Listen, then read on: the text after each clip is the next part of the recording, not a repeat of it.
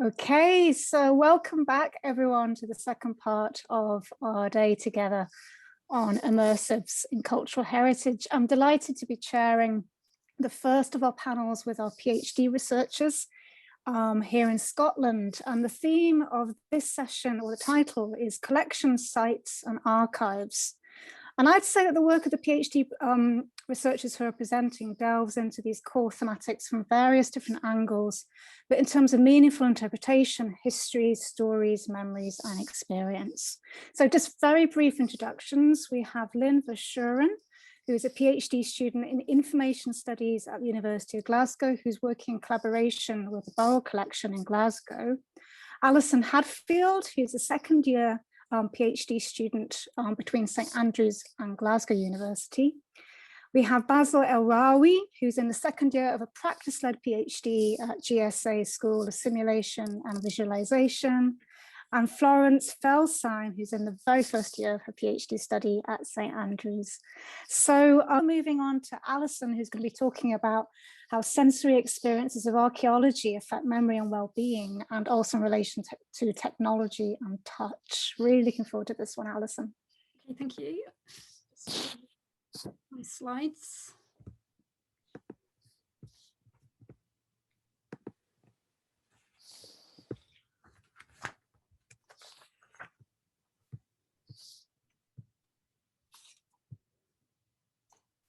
Sorry, I'm having a few difficulties here. I think you're at the end of the slideshow. Can you maybe go out and come back in at the beginning, Alison? Okay.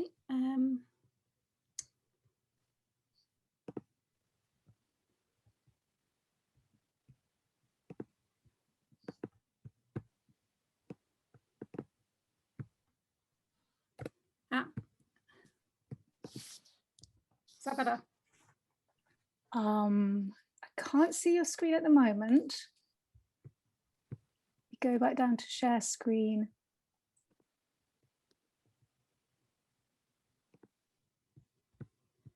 Here we go. Yes. Is that working okay for everyone? Yes, if you just go to from beginning, Alison, that should work fine. There we are. Thank you. Sorry about that. Right. Okay, so thank you very much, first of all, for inviting me to be part of this wonderful event, and to SGSAH for supporting my research. As you've heard, I'm a second year doctoral researcher at St Andrews and Glasgow, and I'm investigating how different kinds of sensory experiences with archaeological collections contribute to memory formation and well-being among people affected by dementia. Now, my research follows on from two separate visitor studies projects run at the University of St Andrews, Through a Glass Darkly and Memory for Museum Exhibits, which I worked on as a museum professional with two of my current supervisors, Professor Rebecca Sweetman and Dr Akira O'Connor. And we brought in a wide variety of audience groups and essentially set up some experiments that encouraged them to play about with both digital 3D models on screen, look at original artifacts and display cases and handle them, and in the original project to also touch physical replicas without seeing them in a Feely box. And we compared how these approaches affected their perceptions of archaeology and ability to subsequently recall the objects they'd encountered. The key findings were that the predominantly visual forms of presentation encouraged them to focus very much on the aesthetic value of the artifacts. So display cases and 3D models in particular had that effect, whereas handling the objects drew their attention to the physical properties, the textures, the materials, the way that things felt in the hands, and you saw them turning them around to see how they were originally used. And that in itself led to a much deeper consideration of the artifacts in their original context and what they may be meant for the people who'd made and used them. Most importantly, the multi-sensory nature of object handling also improved subsequent recall of the objects and the information we presented alongside them. So taking this a step further, my doctoral research will focus on people living with dementia to ask firstly whether object handling consistently improves engagement and cognitive function, and also whether physical and digital approaches have different effects on well-being. Thirdly, how suitable are these approaches for both the people with dementia and their carers. And finally, I'm really intrigued to find out what might be special about using archaeology. So how might my results differ if I was to use something like this commemorative cup at the bottom compared to a Bronze Age communal drinking vessel? There's lots of examples of museums using social history collections for reminiscence purposes, but some researchers caution that it can put unhelpful pressure on people to remember specific facts like dates and faces and names and places, whereas using these kind of mystery objects can allow for a much more open-ended discussion and for people to make in-the-moment observations as they handle the object. And these questions are important because dementia is affecting record numbers of people. More than 920,000 people in the UK are currently living with dementia, and that's expected to rise to 1.6 million by 2040.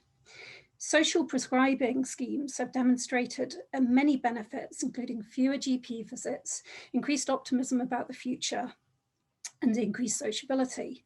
But as yet, there's very little data about the therapeutic value of using immersive technologies in heritage contexts for older people. Museums, as you know, already employ a wealth of exciting digital technologies to help visitors visualize and experience the past. And there are multiple definitions. So I've taken one that's really quite a general one here by Sue and Prof. And in my own work, I plan to use 3D digital models of artifacts produced using photogrammetry, like the example on the left from the University of St Andrews Cypriot collection, and then to also use some 360-degree visualizations of archaeological sites and museums. I'll also use motion-activated 2D projection as a stimulus for in-person group activity. So my methodology has been a bit of a moving picture. I had intended to run a kind of adapted version of a standard psychology recall test with individuals living in care homes, but with COVID-19 and lockdown, all sorts of things became extremely impractical. Obviously, care homes were closed even to immediate relatives and had all sorts of difficulties on their own hands. Experimentation in psychology also came to a halt in terms of face-to-face approaches. And I had no more access to the collection as buildings shut down. So I had this dilemma of how was I going to compare digital and physical encounters with artifacts if I only had a remote digital platform to work through, and would that actually give me any interesting, meaningful results? So to inform my decisions, I interviewed learning staff in museums that already had well-established programs for people living with dementia to try and see how they transformed their activities for a digital setting and to find out whether they'd managed to introduce any multi-sensory experiences. What this showed was there was some pretty innovative use of existing technology. For example, Alzheimer's Scotland has used Google Street View for reminiscing and literally taking people down memory lane. There's been a far greater choice of content, where previously people would have been limited to taking part in activities in their own geographical area. They now have huge amounts of different interests that they can follow up. It's also encouraged some older people to develop new digital skills and played a very important role in combating the sense of isolation and loneliness. On the flip side, digital access has been patchy, with some care homes having very little at all. And also, individuals have varying levels of confidence, and it may be less appropriate for people in more advanced stages of dementia. The educators that I spoke to talked quite a lot about the challenges of facilitating a session remotely, where they're kind of missing out on a lot of the subtle visual cues of people's body language, and just missing out on that buzz of actually being with people and passing something around. They said that they were very reliant on the care home staff to have that practical presence facilitating the session. And sometimes they were obviously just too busy and could stay for the whole session. Also, safeguarding online, as I'm sure you're aware, is much more complex. So what I've taken from that is that whilst I might have to start with initial remote-only experiments, I can move on to in-person at a later stage. And it's clear that physical experiences are still possible, even through a kind of remote interaction. So lots of museums have managed to send out loan boxes with replica artifacts or handling artifacts, but it just means going through a more rigorous checking process and quarantining and disinfecting any material. So I think it's also clear that there's a lot of appetite out there for people to share very personal stories about objects in their own home. And so I want to incorporate all these things into a revised methodology where I essentially get them to compare telling me stories about something they've selected in their home to an equivalent object, which I send out in a loan box. So I'll choose some items from charity shops, probably for 20th century items. And then I'll send through some less familiar archaeological replicas. And we'll go on to a call and discuss those things. Then I'll do a similar method using virtual environments. So I've not begun my practical experiments yet, but I can summarize very briefly some arguments for and against using VR applications in the healthcare settings. It's been used very successfully to reduce pain and psychological disturbances and provides an excellent form of escape from some of the kind of more monotonous routines and environments that you find in hospitals and institutions. And this has had a really positive effect on well-being, reducing the need to medicate. And that's obviously only going to be a good thing. However, there are some concerns that things like head-mounted VR sets could cause dizziness, disorientation, and confusion, and therefore compound some of the symptoms of dementia. But other researchers have talked about the fact that participants were actually very happy wearing headsets, but maybe just said it didn't feel very natural. More importantly, it tends to be more of a sedentary activity, so it's not really encouraging that kind of mobility and exercise that you would get through physically going outdoors to visit a place. And so it raises some important ethical questions. Can we be sure it's entirely for the benefit of the person with dementia, not driven by other agendas, for example, the profit of tech developers? Is there a risk of the person being left alone? Or on the other hand, is it being used in a really positive social way, perhaps involving lots of residents together or relatives coming in to visit and running it as a group activity? So to conclude, immersive technology has enormous potential to bring stimulation from the outside world into the home, but caring, attentive facilitation is likely to be key to its success. And it will never replace real life experiences of spending time with loved ones, visiting favorite places, breathing fresh air, being active, curious, and engaging all of the senses. And funnily enough, these are essentially the 5 ways to well-being, which is a framework endorsed by both the NHS and the heritage sector.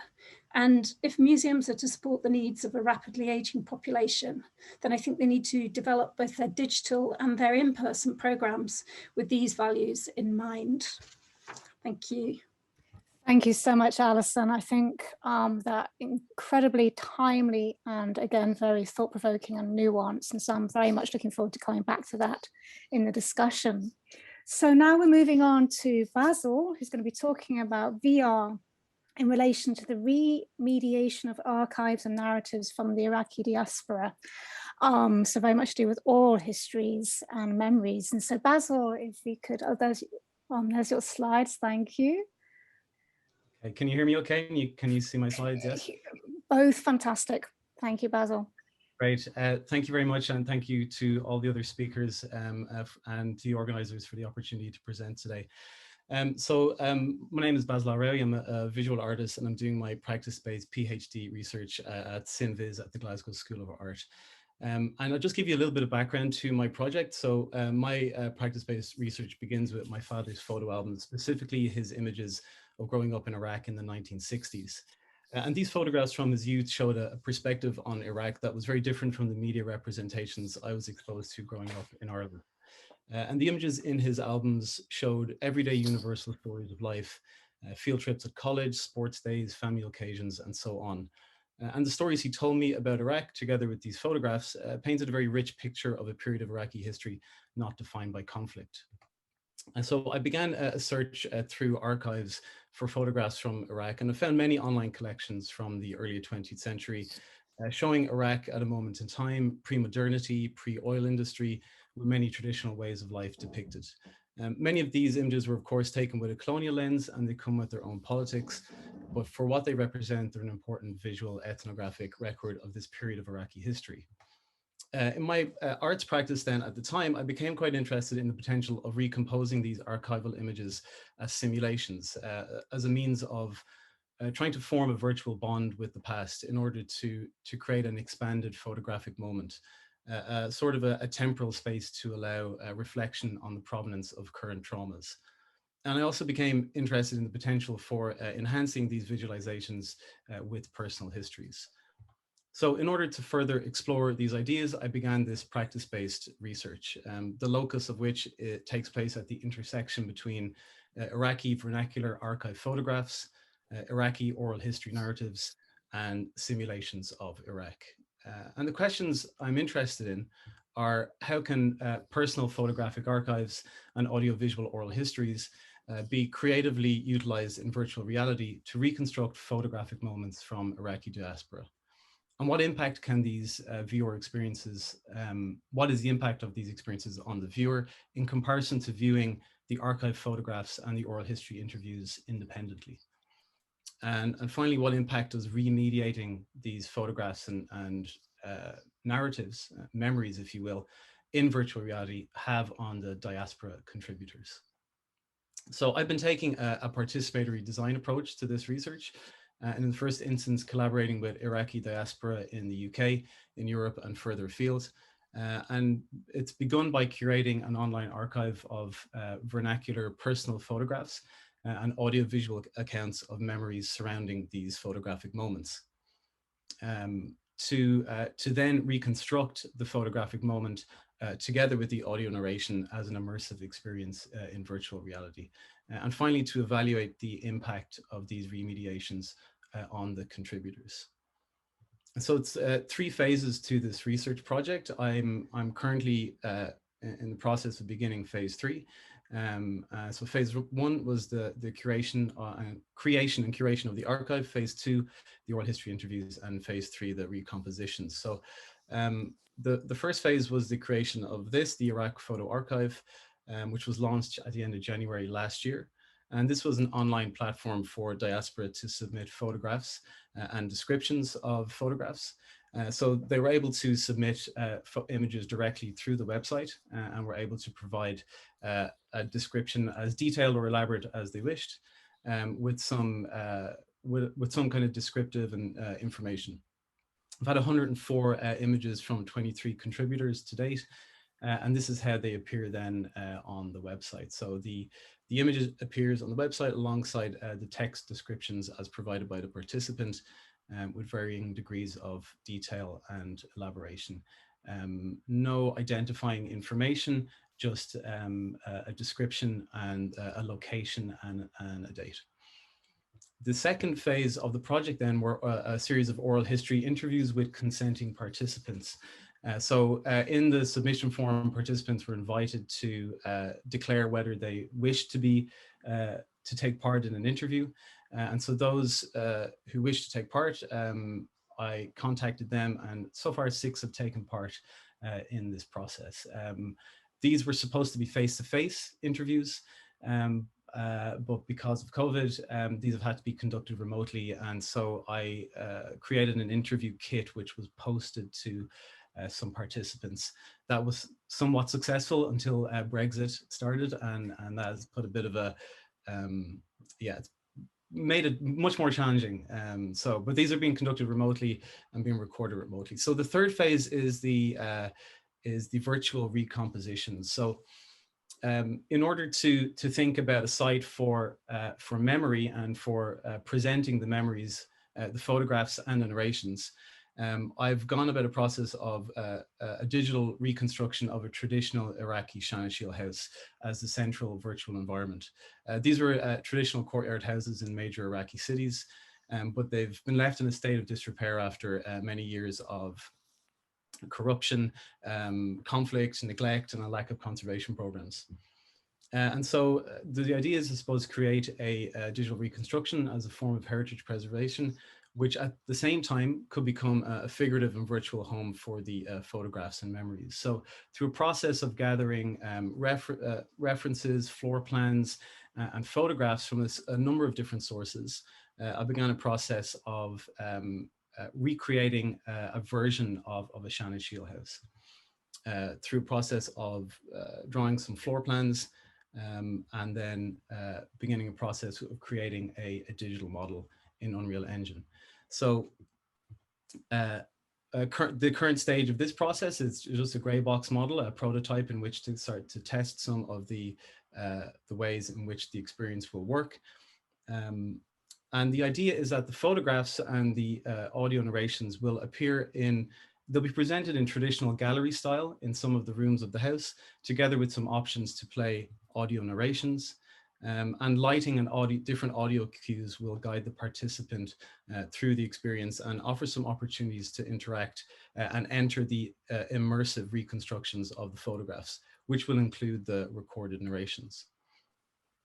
And so, as I said, this is currently where the house is just has not been textured and it hasn't been finished yet, but it's currently just a prototype to test how I might work with these recompositions.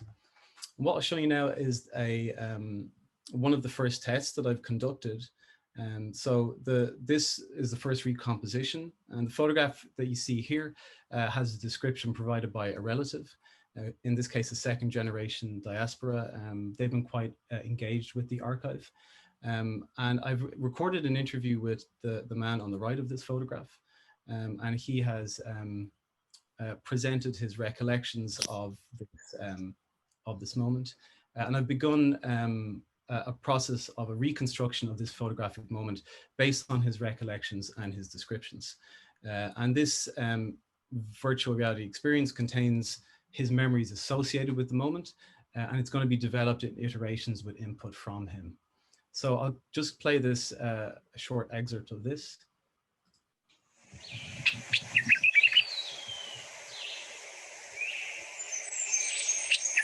Wonderful.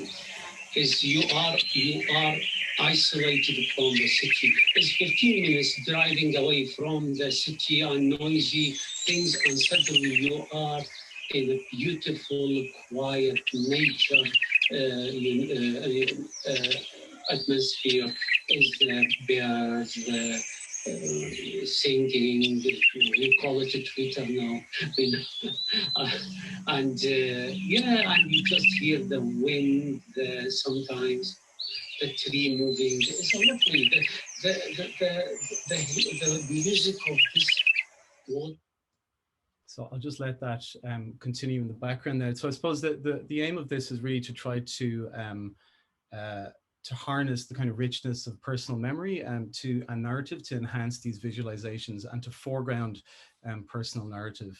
The next stage involves kind of further experimentation with different approaches to these recompositions, together with texturing and refinement of the central virtual environment, and plans for a public exhibition of this work in 2022. Some of the challenges with this work currently, obviously the COVID-19 has changed the methodological approach with conducting the oral history interviews, and they've had to all be done remotely as opposed to in person, and that has provided some challenges with the quality. And then there's accessibility considerations for participants to interact with these experiences remotely in order to progress the participatory design development. And as some of the other experts this morning spoke about, managing bias within the design process as well too. So there's some of the challenges that I've been working through with this project. And so that's everything to date. Thank you very much for your time. Thank you so much, Basil. That's fascinating. And perhaps we can come back to some of those challenges within the discussion as well. That would be great. So last but by no means not least, we have Florence, who's going to be talking about her work on VR reconstructions of Mithraea, or ancient temples to the god Mithras, with a particular focus on Roman Gaul. Over to you, Florence. That's great. On my screen.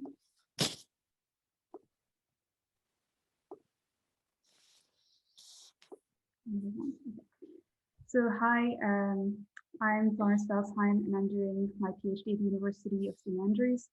As said, I'm in the very first year, actually the first semester, month 2 or 3 of my research. So instead of presenting what I have done this far, I will present what I aim to achieve for my thesis. So my research focuses on the ancient cult of the god Mithras, also known as Mithraism, which spread through the Roman Empire from the 1st to the 4th century CE. The Mithraean cult was a unique so-called mystery cult. That means that only its members knew its tenets, and even today, that still presents some challenges for scholarship. We do know that it involved a special initiation ceremony, a membership hierarchy, and secret rituals about death and rebirth and the salvation of the soul. The Mithraists were particularly fascinated by the cosmos and crafted their temples as allegories of the universe and their sacred iconographies as representations of celestial bodies and of their movements. Mithraism was spread through the empire by the Roman army, which means that it came into contact with other cults and belief systems in the provinces. Although recent scholarship has had a bit of a tendency to treat this cult as a Roman monolith, it is clear that it was syncretized with other cults and other belief systems and traditions at the local scale. One of the defining features of Mithraism is actually its very strong sense of community, which means that it was forged through the secrecy of rituals and that created links between Roman soldiers and provincial locals, and therefore fostered cultural exchanges. That's why one set of my research questions deals with the more social aspects of Mithraism, such as what can regional variations in this culture reveal about local social structures in the Roman provinces, and also in how far can religious syncretism, that is the merging of two or more religious belief systems into one new system, be considered representative of cultural dynamics. So Mithraism is a uniquely variable cult that relied more on symbolism and iconography rather than an overarching doctrine to share its tenets. And concretely, that means that the cult members had great interpretative freedom. This adaptability makes the Mithraean cult very interesting to study from a cognitive perspective. So this is why I'm using also the field of cognitive sciences of religion, abbreviated CSR, in my research because it offers a very useful methodological framework. The aim of CSR is to understand why religious thought and action are so common amongst humans, and why religious phenomena, such as organized cults, take on the features that they do, which makes it ideal for understanding this particular cult and addressing the needs of my research. So a few scholars have already worked on the cognitive experiences of Mithraism in the last decade, but have focused on the more mainstream italic experiences, such as, for example, its symbolic language based on astronomy, or the temple spatial system, which mapped metaphorical journeys of death and rebirth. So there has not really been much done about studying it at the local scale.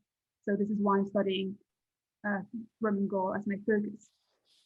Gaul is a really unique place for Mithraism, as it offers tangible, observable shift in ritual approach. We can see that over the course of 2 centuries, the cult changes from a solar militaristic cult into a water-based healing cult, following the blueprint, I'll say, of the Gallic spring cults. So that's the main aim of my thesis, is to study the multifaceted cognitive experiences of this cult with, as my focus, Roman Gaul.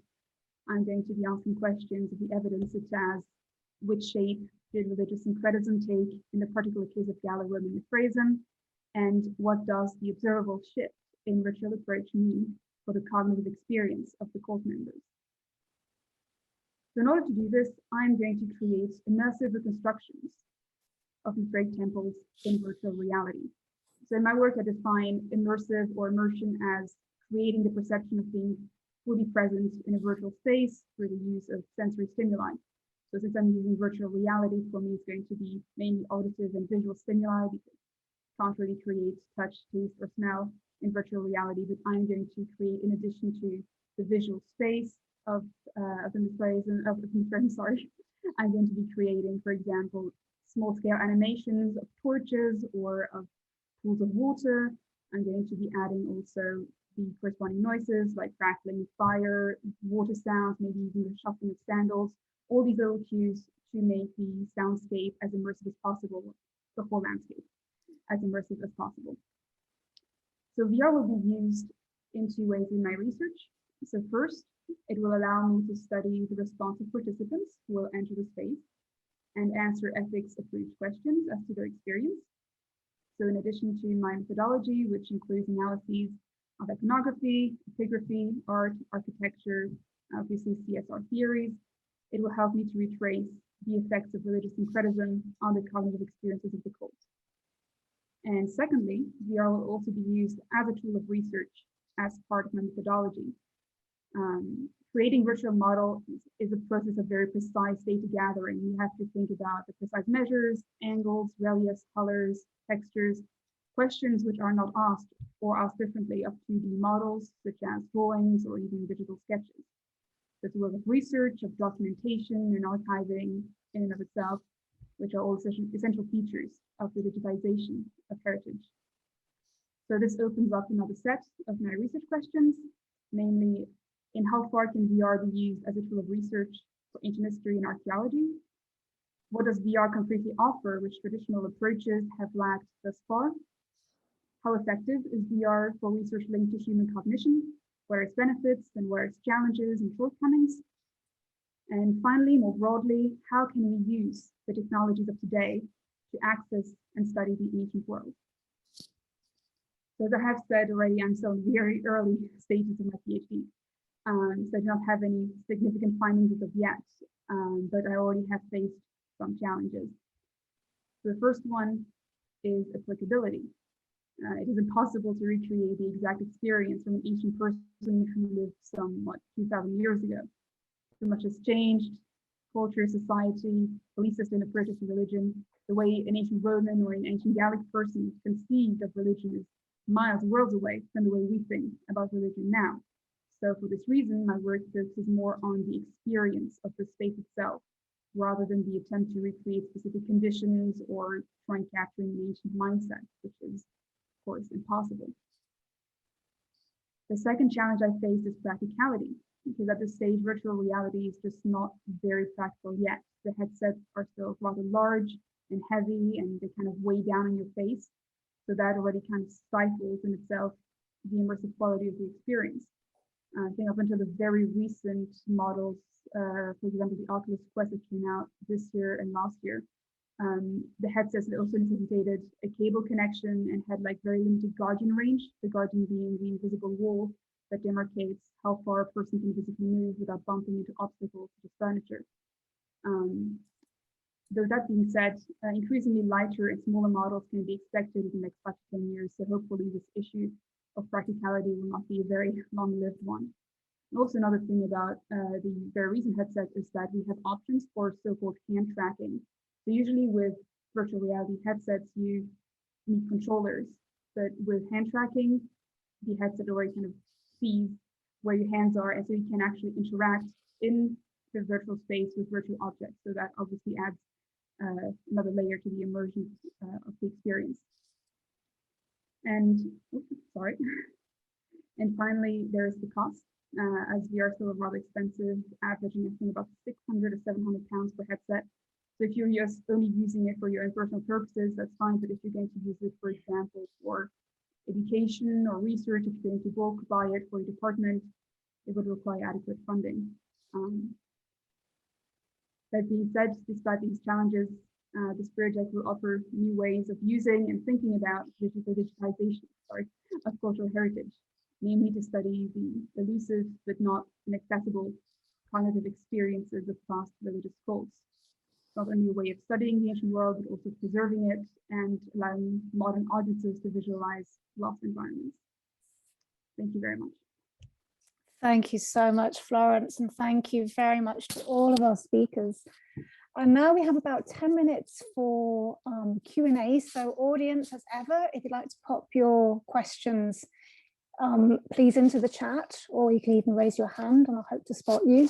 But I hope you don't mind, speakers. I'd like to just open up with a couple of questions of my own. And what really struck me about all of your presentations is how very human all of your projects are, that you're placing, again, the human being right at the center of things. As Rachel said this morning, you're placing people into the past in a very active way. And as Basil said, this virtual bond with the past. And I think that's really, really resonant. And I know we've been speaking a lot about challenges. And so maybe with a bit of positive framing, we could talk about some of the more positive implications of how you're going about navigating those challenges. And so that's where my questions are coming from.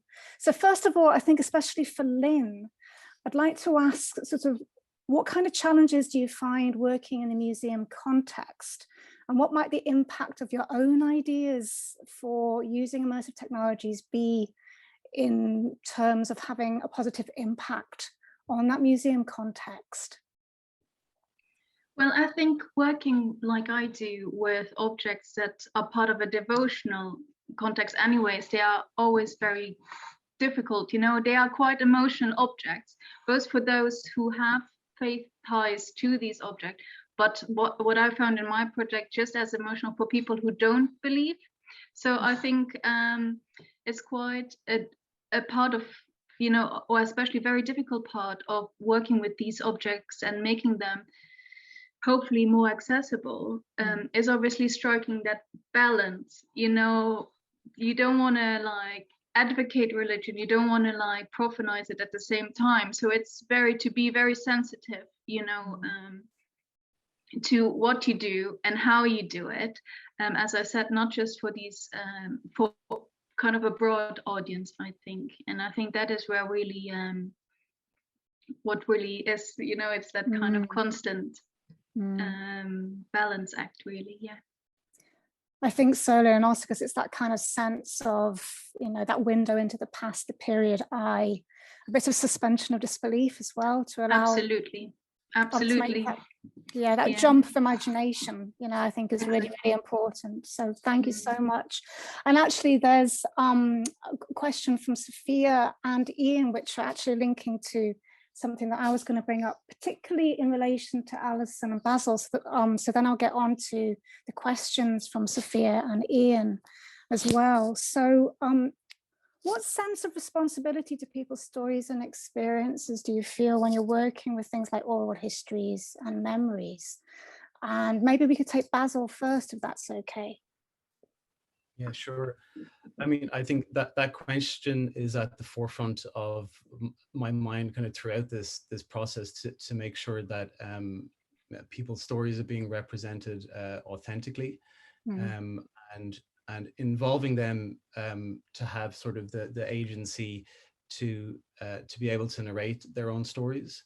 In terms of creating the digital representations, there are a lot of questions that kind of arise there as to how you do fill in those gaps between.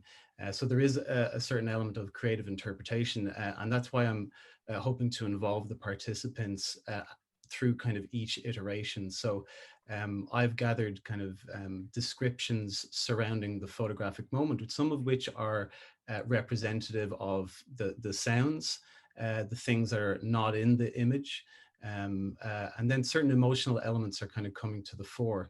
And so I feel that there's only been one stage of interview that's been conducted, and it feels there has to be further stages. So it's kind of it's not just a one-stage process for me. They have to kind of be involved in those iterations of the design. But it is very challenging, because that's where the danger for bias to slip in, and how to balance that is quite tricky. And I think that reminds us, Basil, doesn't it, that the whole idea of negotiating ethics is something that is intensely sequential and iterative. You keep going back to it and through it as the project evolves as well. So that's actually a really salient and I think important reminder. And I guess actually, Alison, I might ask you to respond to Sophia's question, because both Ian and Sophia's questions actually link very strongly into this concept. But what, if anything, has surprised you about your project so far whilst dealing with memory and digital heritage, particularly working with people, I guess, in that particular context where this idea of memory is both tangible and intangible? Yes, so I've not actually started on the practical work with participants, but from the research I've been doing, I suppose one of the things that has really come through very strongly is the construct of the self through memory. And of course, what dementia is doing is kind of unraveling a lot of the sequences of events in the past. But it's finding the right kind of entry point for each individual, if you can do that through heritage, whether it's through a physical experience or whether it's through a digital experience that taps right back into that deep memory, I think it almost doesn't matter sort of what then the bigger picture is or what it was, but what sensation you're giving people in the moment of that experience. And that, I think, is the thing that digital heritage could offer, is a point of entry to access sort of deeply held emotional feelings and images and just a little essence of the past. I think that's a fantastic answer and a fantastic segue also, and a connection to Florence's work. And Florence, I really wanted to ask you also in relation to Ian's question, this idea of imagination and fantasy, because I don't have deep understanding of Mithraism, I don't have deep knowledge of Mithraism, but what I do think I understand is that the kind of idea of the mystery is something absolutely essential to it as a cult, but also to our understanding these days of it. So in terms of imagination and fantasy, how do you think kind of going forward that the VR experience might bring some of that kind of almost, I guess, intangibleness, you know, or rather what can the VR experience bring to this act of recreation, even in a very hypothetical way? I think it definitely brings something that that is unexpected. And I think that is the unexpected quality that is going to create a link, as some people before me have said, to the past. Obviously, what I'm also going to be dealing with is this bias when I'm recreating my own reconstructions. But as I'm really focusing more on the sensory input, like the auditive, the visual, and we have good archaeological records of that. So